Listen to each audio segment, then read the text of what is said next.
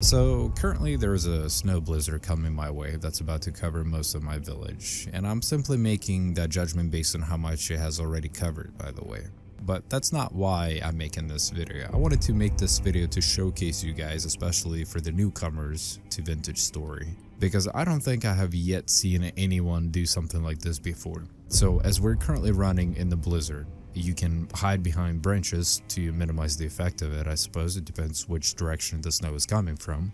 But if you fully expose yourself to the snow that's flying towards you, it will completely cover your character in snow and you will slow down a lot. Obviously you will get extremely cold and your character will then begin to take damage, but if I were to stand here in one spot, I will be completely covered, and it can get to the point where there'd be nothing of my character to see because he would be fully submerged under a pile of snow.